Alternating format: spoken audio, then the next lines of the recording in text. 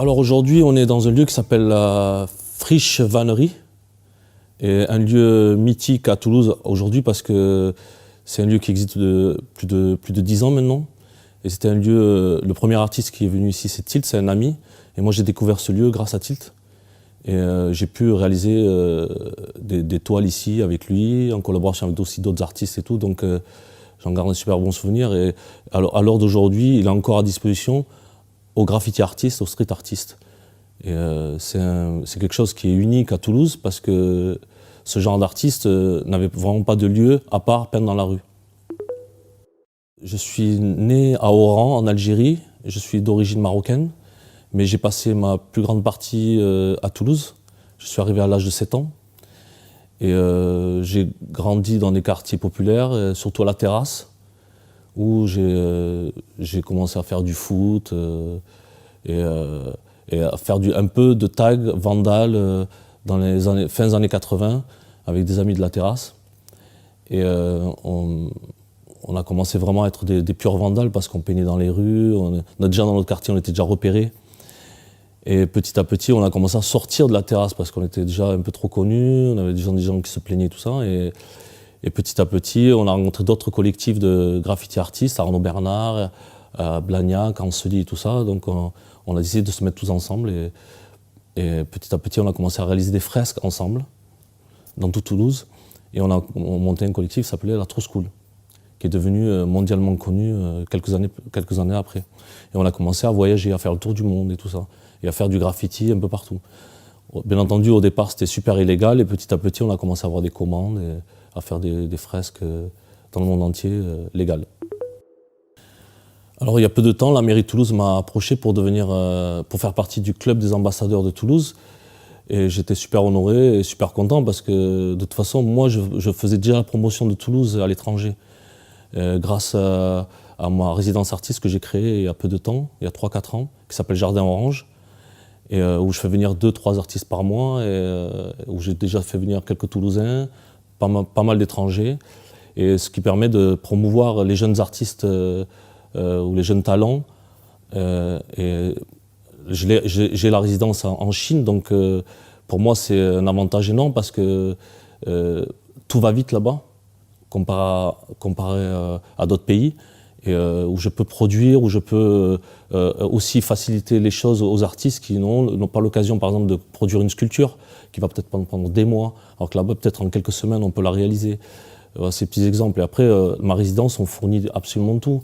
On fournit le billet d'avion, on les loge, on leur permet aussi de produire des œuvres qu'ils ne pourront jamais peut-être produire ailleurs.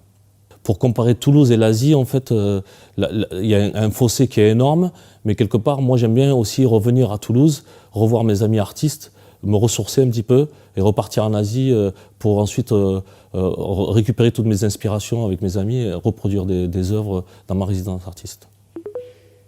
Alors moi, à la base, mon rêve, c'était de vivre à New York, parce que c'est le berceau du graffiti, et comme je suis graffiti artiste, pour moi, c'était logique d'aller vivre à New York.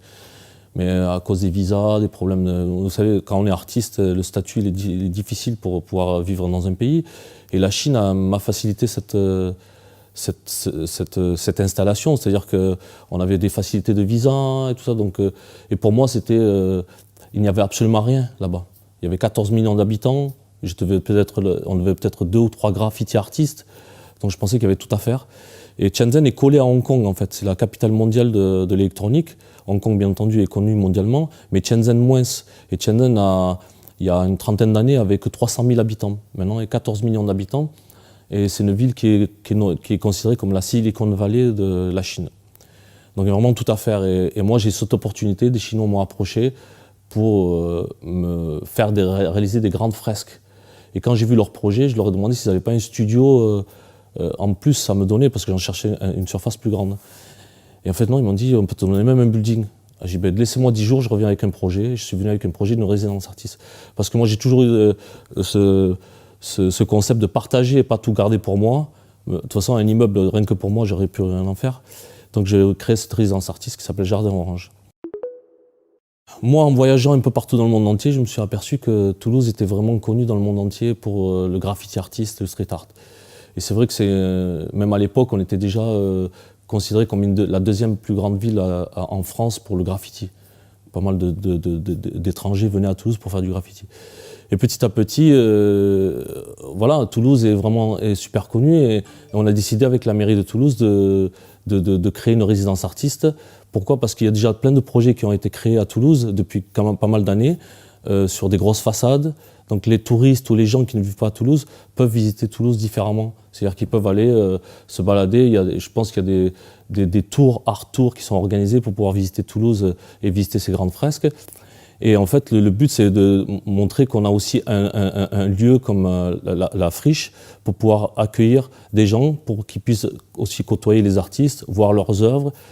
Alors moi, en tant que graffiti artiste, je suis tous les jours étonné de ce qui m'arrive, parce que je participe à des projets énormes à l'heure d'aujourd'hui, après 30 ans de carrière. Bien entendu, je ne suis pas le seul Toulousain. Il y a plein de Toulousains qui ont émergé et exposent dans le monde entier. J'ai pu faire réaliser une fresque à Atlanta il y a 2 ans, par l'intermédiaire de la mairie de Toulouse. J'ai aussi fait des biennales d'art contemporain, des trucs que je n'aurais jamais pu imaginer auparavant. Toulouse, on a Rose Béton aussi qui s'est créé.